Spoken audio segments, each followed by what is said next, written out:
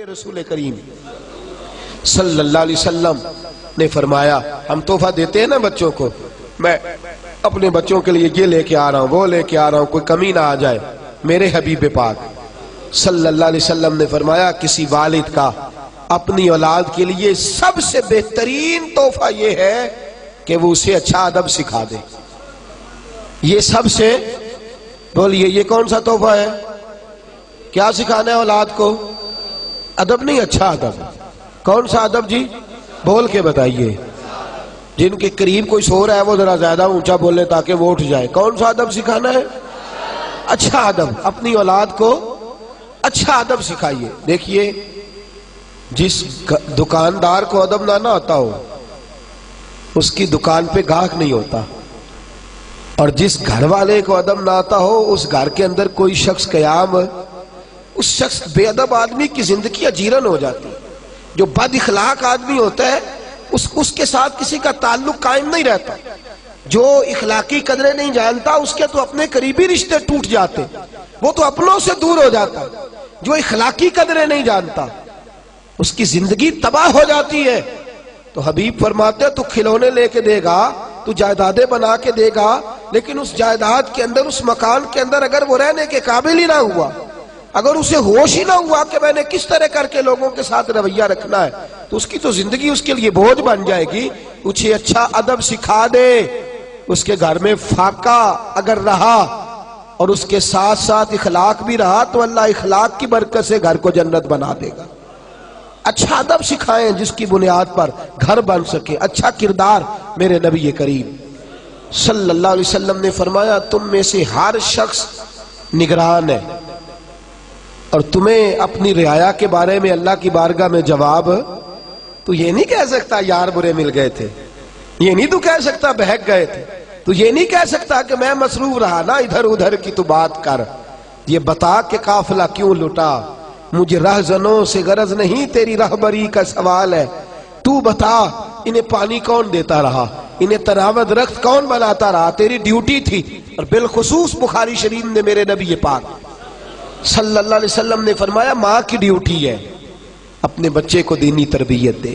بالخصوص بالعموم تو والد کی ذمہ داریاں سب سے زیادہ ہے، لیکن ماں چونکہ گھر کے اندر زیادہ وقت گزارتی ہے، ماں کا تعلق بچے کے ساتھ اس طرح ہوتا ہے جس طرح کہ ایک آنگن کے اندر مختلف لوگ رہتے ہیں۔ والد تو کبھی کبھی ایسے آتے ہیں جیسے ایک ڈاکٹر وارڈ کے اندر وزٹ کرنے آتا ہے، تو ماں کے ساتھ بچوں کو وقت زیادہ گزارنا ہے۔ مائیں اچھی پرورش کر سکتی ہیں اگر وہ فکر کریں، سوچ کریں کہ میرا بیٹا دنیا داری کی تو ساری باتیں کرتا ہے، اس کی لبوں پر رسول اللہ کا نام کیوں نہیں آتا، اس کی زبان پر درود پاک جاری کیوں نہیں ہوتا، اس کے جملوں میں سیدنا امام حسن حسین کا لفظ کیوں نہیں آتا، یہ سیدنا ابو بکر صدیق اور عمر فاروق کا نام کیوں نہیں لیتا۔ تربیت کرنا والدین کی ذمہ داری ہے۔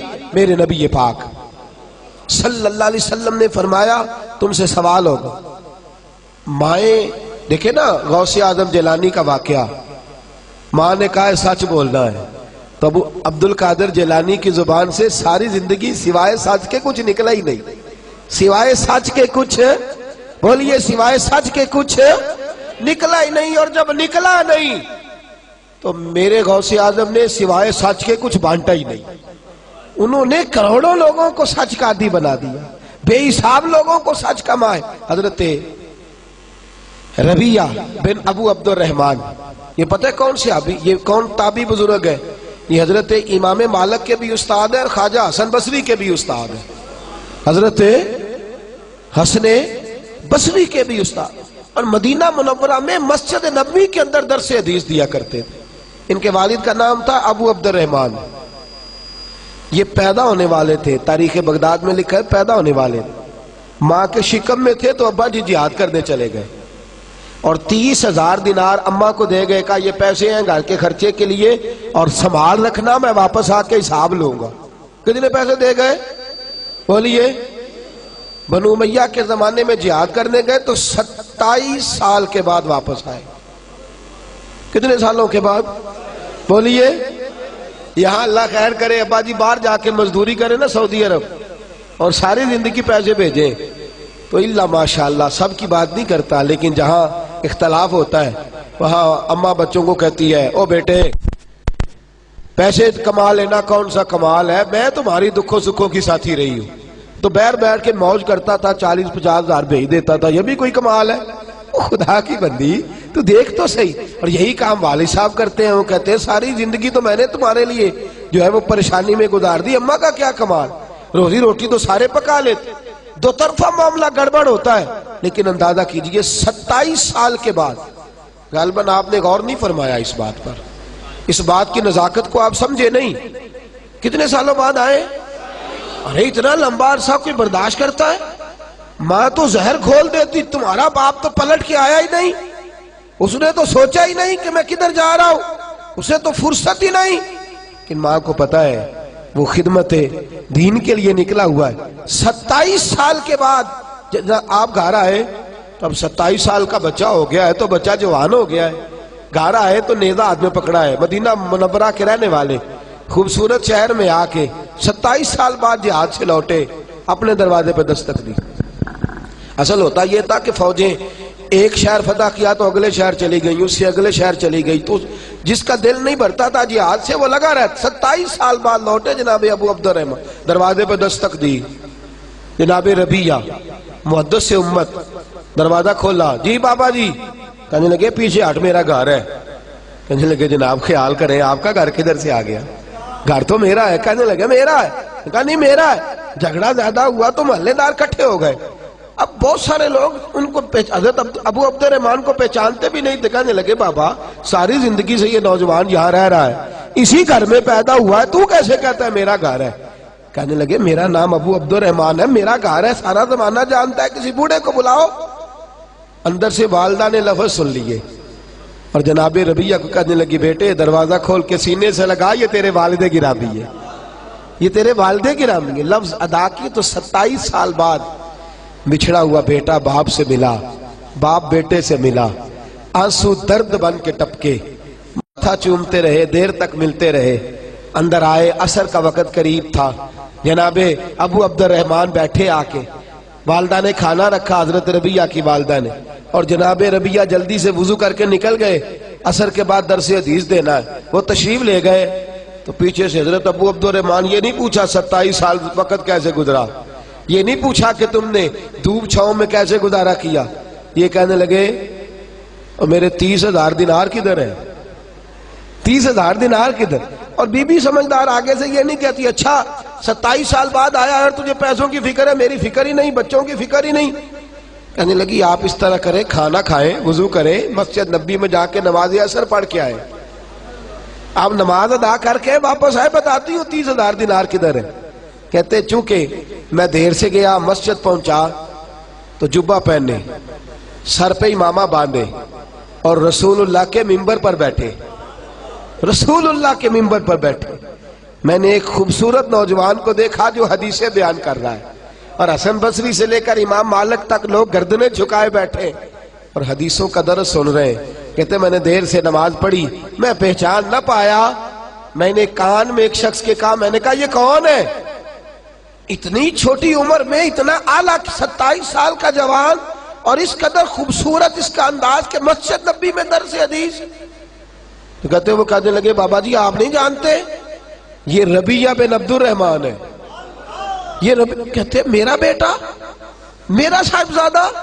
چھلک پڑی آنکھیں آنسوؤں سے، تڑپ اٹھے، بے چین ہو گئے، رو پڑے، روتے روتے واپس گھر آئے، آ کے کہنے لگے ام ربیہ تو نے تو کمال کر دیا، تو نے تو کمال کر دیا، میں 27 سال آیا نہیں اور تو اکیلی عورت میرے بیٹے کو اتنا بڑا بنا دیا ہے کہ وہ رسول اللہ صلی اللہ علیہ وسلم کی مسجد میں حدیث کا درس بیان کر رہا ہے، کیا بات ہے تیری؟ تو کہنے لگی اچھا اگر آپ خوش ہوئے ہیں تو پھر میں نے 30,000 دینار آپ کے بیٹے کو عالم بنانے پہ خرچ کر دیے، آپ راضی ہیں میری اس بات سے؟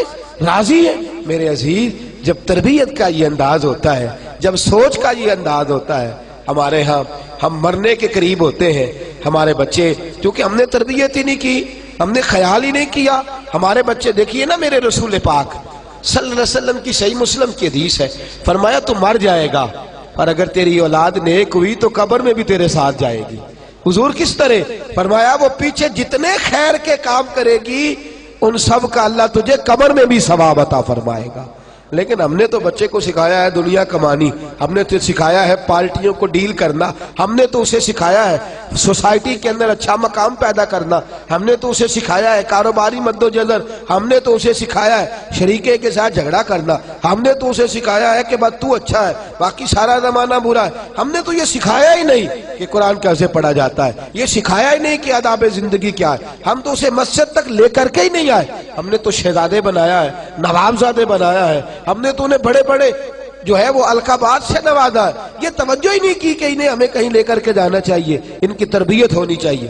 تربیت اولاد کے لیے، فکر مندی اولاد کے لیے سب سے ضروری ہے انسان کے کردار کا صحیح ہونا۔ سب سے ضروری کیا ہے؟ بھئی آپ بچے سے کہیں بیٹے چل مسجد، چلا جائے گا؟ کہے گا ابا جی آپ کیوں نہیں جاتے؟ آپ بھی تو بتائے نا، آپ آرام سے لیٹے ہیں مجھے کہہ رہے ہیں مسجد چلیں۔ بیٹا قرآن پڑھا کرتا ہو، کہے گا آپ کو کیا پریشانی ہے آپ کیوں نہیں پڑھتے؟ کردار کی عظمت یاد رکھیے، غور کیجئے، اس جملے کو بھولیے گا نا۔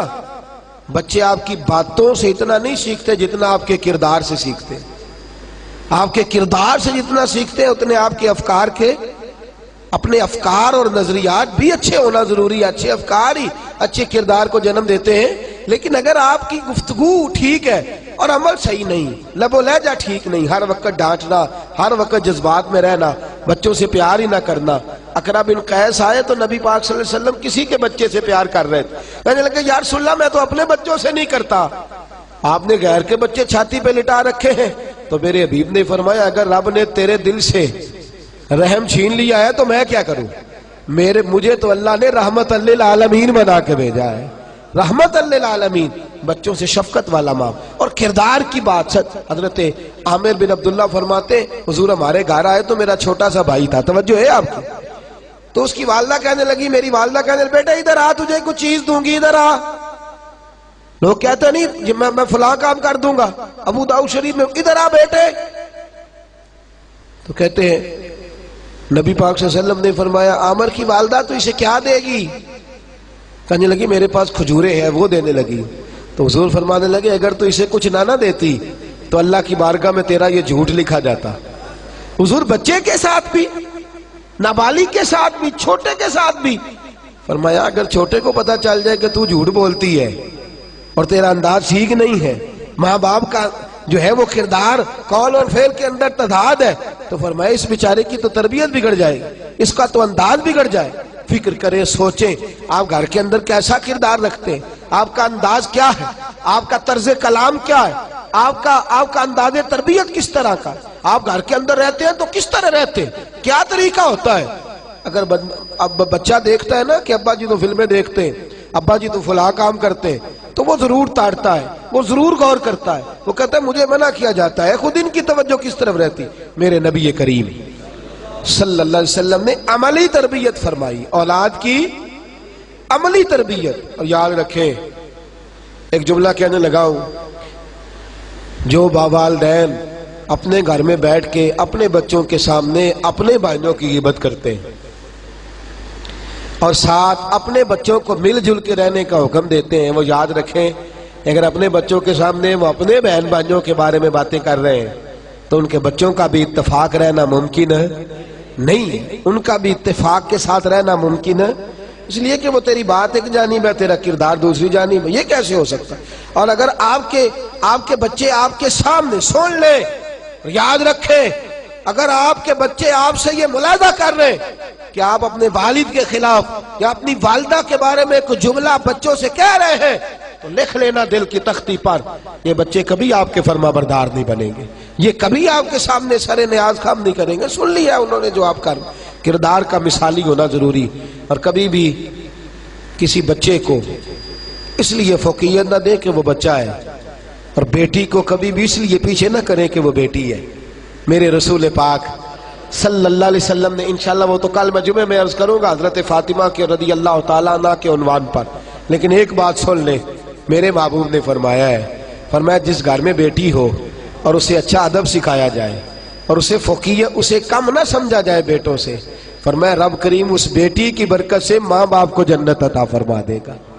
ان کے ساتھ، ان نرم کونپلوں کے ساتھ محبت کی جائے، سے پیار کیا جائے، اچھی تربیت، اچھا کردار، اور سب سے ضروری بات، سب سے اہم پہلو، سب سے ضروری بات میرے عزیزو یہ ہے کہ بچے کے سوال، اس کے نظریات، اس کی سوچ، وہ کیا کہتا ہے، وہ کیا سوچتا ہے، بالخصوص آپ کے بارے میں اس کا معاملہ۔ میں نے ایسے بچے بھی دیکھے ہیں جو اپنے والد کو ولی اللہ مانتے ہیں، اپنے والد کو، بولیے، اپنے والدین کو ولی اللہ مانتے۔ ہمارے حضرت صاحب قبلہ فرمایا کرتے، آپ فرماتے کہ جب تک تو ہم گھر میں رہتے تھے تو والد صاحب کو دیکھتے تھے، اس وقت تک وہ والے نظریات نہیں تھے۔ فرماتے ہیں جب ذرا گھر سے نکلے نا اور ہم نے زمانے کا مکروہ چہرہ دیکھنا شروع کیا، اور ہم نے لوگوں کے بڑے بڑے عجیب انداز شروع کیے، اور فرماتے ہیں ذرا تھوڑا سا ہم نے کمپیریزن کرنا شروع کیا، تقابل کرنا شروع کیا، تو بات سمجھ میں آئی کہ جسے ہم گھر چھوڑ کے آئے ہیں وہ تو اللہ کا سچا ولی ہے، جسے گھر چھوڑ کے آئے ہیں وہ تو اللہ کا سچا ولی۔ آپ یقین کریں، میں ذاتی بات کرتا ہوں، میں جب گھر میں ہوتا تھا تو میں کہتا تھا میرے والد صاحب یہ تو دنیا کے معاملات کو جانتے ہی نہیں، یہ تو بالکل ہی سادگی میں وقت گزار گئے، ہماری اماں عجیب ہے، ہماری والدہ عجیب ہے، بات ہی نہیں کرنے دیتی، کہتی ہے نا نا باہر جھوٹا بھکاری آیا تو اسے بھی کچھ نہ کچھ دے دو، ایسا نہ ہو، بد دعا دے دو۔ ہم کہتے تھے کیسی ان کی سادگی ہے، انہیں خیال ہونا چاہیے، انہیں آنا چاہیے۔ انہیں باہر نکلے، زمانہ دیکھا، دنیا سے ملاقات کی تو دل میں خیال آیا وہ دیہاتی لوگ بڑے سچے تھے، وہ بڑے کھرے تھے، وہ بڑے ٹھنڈے تھے، وہ بڑے میٹھے تھے، ان کے لفظوں میں سچائی تھی، پڑھتے تھوڑا تھے ڈرتے زیادہ تھے، پڑھتے تھوڑا تھے ڈرتے زیادہ تھے، ان کے لفظوں کے اندر تلاطم تھوڑا تھا، کردار میں حسن زیادہ تھا، کردار کے اندر حسن زیادہ تھا۔ وہ دنیا داری کی لمبی چوڑی سازش کرنا نہیں جانتے تھے، لیکن دعا دینا بڑی اچھے طریقے سے جانتے تھے، محبت بانٹنا بڑے اچھے طریقے۔ تو میرے دوستو، بچے آپ یہ نہ سمجھیں کہ انہیں، ہو سکتا ہے کوئی آپ کے بچوں کو آپ کے خلاف ابھار رہا ہو، لیکن یہ لمبا وقت نہیں ہوتا ہے، تھوڑا ہوتا ہے۔ جب بچے باہر نکلتے ہیں، دنیا کو دیکھتے ہیں، تو خود بخود وہ دیکھ لیتے ہیں آپ کا اپنے کردار کو بچا کے رکھیں خزاں کے موسم سے۔ بچوں کے ساتھ جو آپ کا عملی رویہ ہے، اس رویے کو درست رکھیں، پھر دیکھیں بچے کس طرح سے جو ہے وہ دین کی طرف راغب ہوتے ہیں، ان کا انداز کیسے بدلتا ہے۔